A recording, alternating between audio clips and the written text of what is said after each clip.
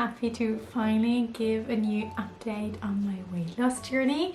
I know it has been a while. I think the last time I updated you on losing 30 pounds was I think in the beginning of the year. It took longer than I had planned to, but in the end I'm just happy that I reached the next milestone. And like the videos before, I will give you an update on how these last months actually went and what I've learned and how I actually got to losing 35 pounds at this point. If you're new to me, my name is Julie. I started my weight loss journey in March 2021.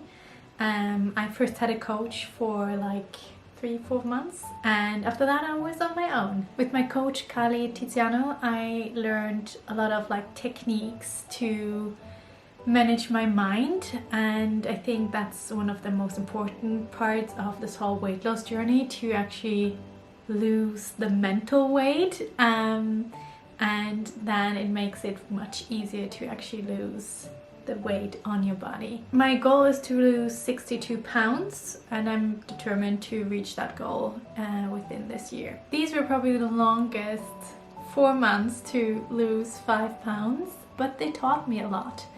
And one of the things is definitely to not give up. During coaching, I really learned to not give up on myself, not to quit, because that's what actually stops your weight loss progress, by starting and then quitting and then starting over again and then quitting again. And that's something I did for many years, and this time I was just determined to continue. And I do believe in myself. I do believe that I will reach my goals, and I think that's one of the most important parts on a journey like that that takes several months or maybe years, that especially in phases where it's hard and you kind of get lost a bit, you just don't know how to get where you want to go, you just don't quit on it. You try new things, you tweak, you analyze your problems, you try new solutions, and I do believe by taking massive action you will reach your goal.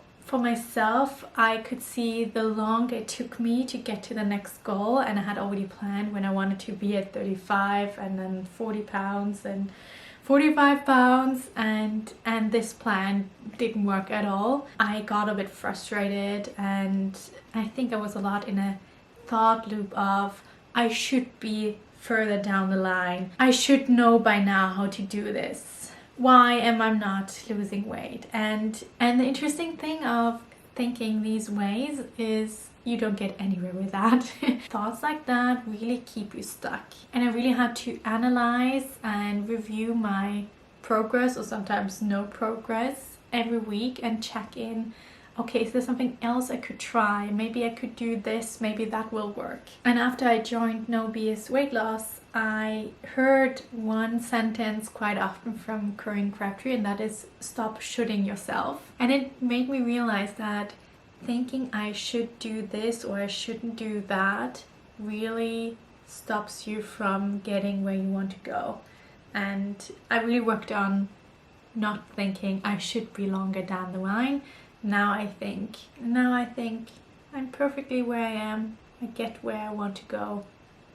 I will be okay. I have a previous video on that, which I will link in the cards up and down below.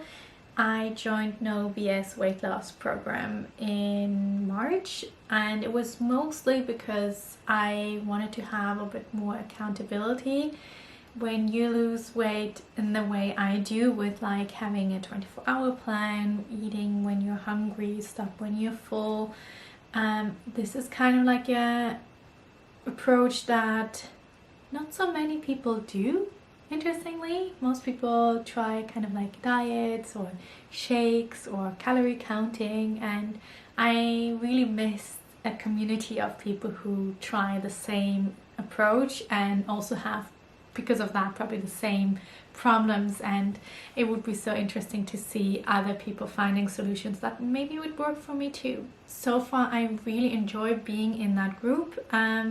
One thing that is most helpful is my accountability group that we have on WhatsApp. They set you up with other people, and because it's a US American program, they actually found me some accountability buddies that also live in Europe so that we're in the same time zone. And in the past month, we started to share our food plans for the day every day and discuss that. And I think it's just such a nice place to reflect on things you do or not do.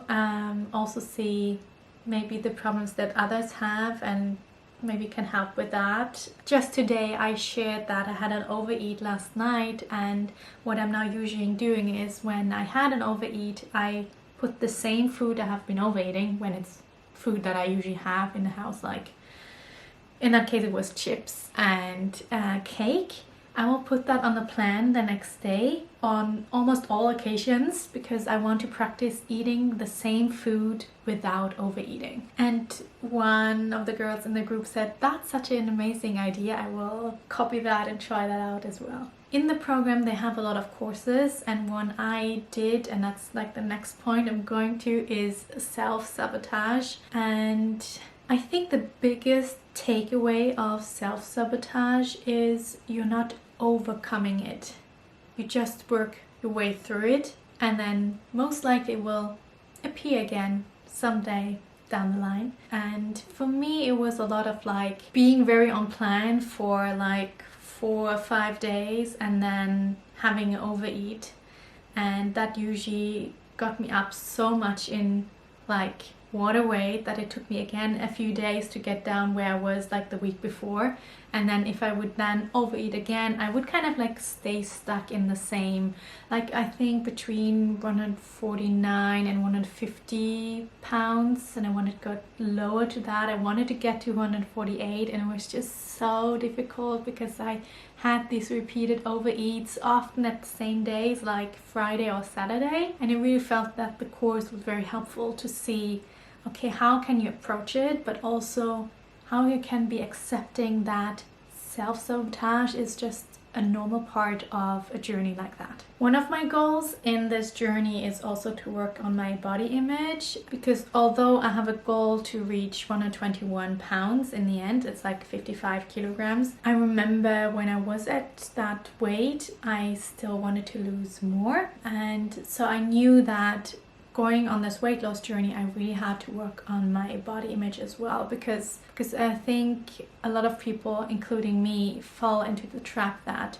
if you lose weight, you will be happy and then you will love your body. But if you don't put in the work on that as well while you're losing weight, because if you don't work on your body image, you will have the same shitty thoughts at your goal weight as when you were starting. And I wouldn't say I worked a lot on body image in the past weeks. Like I didn't have it like I didn't do a course or anything or reading anything on it, but I could see that when I looked in the mirror I had more positive thoughts about myself, and that's a very positive development. Because I'm going on vacation soon, I felt a lot of pressure to fit into my bikini and my summer dresses, and I think as long as I had a certain goal to reach until I go on vacation, I felt a lot of pressure. And I think that was also one reason why I didn't manage to lose weight as fast as I wanted to. But as soon as I knew I couldn't reach that goal anymore, it got easier somehow. And then when I was home at my parents', I decided to buy 2 new shorts so that I had something that I can wear on the vacation. And the funny thing is, I now tried all my summer clothes that I haven't worn for like 3 years, and I realized 2/3 of them fit me again. Like I have enough shorts, I have enough dresses, the only thing is the bikinis don't fit. The bikini I had last year is a bit, I feel everything is a bit too loose, and the bikinis I usually wearing are too small. So I will have to buy a new bikini, but otherwise all my dresses like this one fit me again. And I really could see that that gave me a lot of relief, because it was one of the goals to wear these summer dresses that I love so much again, and now I can do that this summer, so that's really cool. So when I look at what was the biggest change I have done to actually reach 148 pounds in that's probably the number of meals I'm eating. When I started my weight loss journey, I would eat 5 times a day. I would eat breakfast at around 9, and then lunch at 11:30, and then a snack like a fruit or something at 2 or 3 p.m. And then 1 or 2 hours later, when I'm home from work, I would eat a snack again, and then I would eat dinner at 6 or 7 p.m. And when I was working with my coach, I realized, oh, I'm actually not hungry when I eat at 2 or 3 p.m. It's more like, oh, I don't want to work, I want to have a break, so I'm gonna eat something. So I managed to take that away, and in the last couple of weeks I realized that I had telling myself a lie, and that was that because my breakfast is so small, I can eat 2.5 hours later and have lunch with my colleagues. But that's actually not true. For breakfast, I usually always have the same meal. I have an apple with plain yogurt, some nuts and some seeds, like flax seeds, for example. And that actually keeps me satisfied for quite a long time. So there were a few days where I couldn't eat with my colleagues, and so I waited until I was hungry and then realized, okay, actually I'm not hungry before like 1, 2, sometimes 3 p.m. So my little breakfast actually keeps me full for like probably 3 to 5 hours, and I didn't realize that. And knowing that, I could see, okay, so I'm actually eating when I'm not hungry, giving my body more food than it needs, and that's probably one thing I could work on and probably will lose weight on it, which I then did. I haven't really figured out how I'm gonna do that with like also being social at work, because lunchtime is a nice way to connect with your colleagues. So I might divide my lunch break into 2, that I sit with my colleagues and drink a cup of tea for like 15 minutes and then go faster back to work, and then eat later lunch for another 15 minutes. But I'm sure we'll find a solution to that. What I find interesting, since I have these 3 meals, I have less of this slump that you have often after lunch. I also see that around 11 I usually would feel like, oh, I'm waiting for a break, soon is lunch time, and now I don't have that anymore. I definitely see that my energy level is more stable and less like bumpy. Since Norway lifted their COVID restrictions, I am back in the gym and I really enjoy it. I do 2 to 3 times depending on how sore I am. And I really enjoy it, and like I know that it helps on my weight loss journey, but it's not that I do it because of that. I really can see that it's just something that I really enjoy doing. I love the feeling afterwards. I also love to challenge myself and using a bit more weights or trying a bit more difficult move and not doing always the modified version. And interestingly, last week I had an American instructor for my lower body and abs class, and she was a lot of like, keep going to get these slim legs, and we are here for our bikini body. And that made me realize that Norwegian instructors never say that. They always say like, oh, good job, and so nice you came, and you've got this. But it's not about appearance. It's not even much about like getting stronger, interestingly. It's more just like the joy of working out, the joy of moving your body. And I have the impression that Norwegian culture is way more about the joy of moving your body, going on hikes or doing cross-country skiing in the winter time, moving and being outside, and that being in a fit and healthy body is kind of like the consequence of this kind of lifestyle. Well, I feel like the American culture might be more focused on appearance. I definitely can see that like on YouTube trainers, where talk a lot about like getting that booty and like 6 packs guaranteed on this workout, that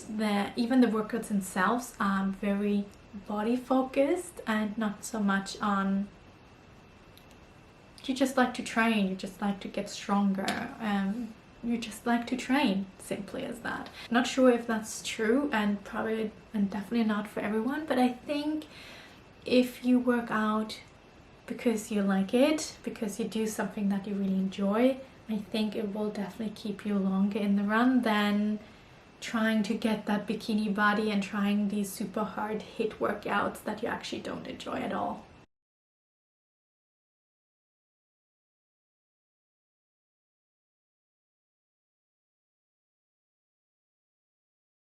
So now I've started my next phase. It's called the Renewal Phase, and I really want to call this phase this way because I definitely feel like I'm very comfortable now in my body. I like the clothes that I can wear again, and I can see that, yeah, it's nice to lose even more because I would like to fit also in my bikini again and stuff, but I can see that it starts to shift into I just want to be a healthy person. I want to be somebody who has a healthy relationship with food. I want to be a person that doesn't overeat that much. I want to nourish my body with healthy foods, and the renewal phase is meant to mirror that. Again, I have a weight loss goal. I want to reach 138 pounds until the end of July.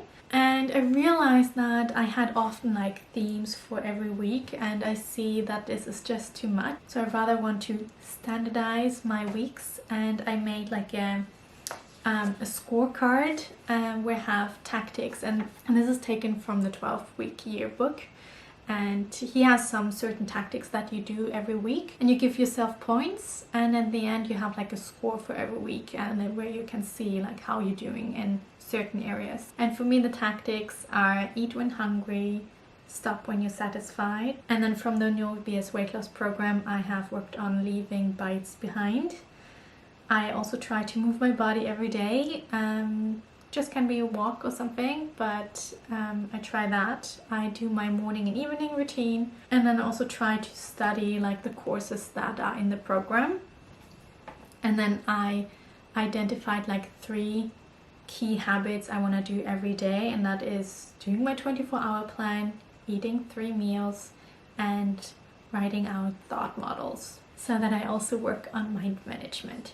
So this is my action plan for the upcoming months, and I definitely will update you in between. I hope this video gave you some ideas in case you want to lose weight too, and I hope you will have an amazing week. See you next Sunday. Bye bye.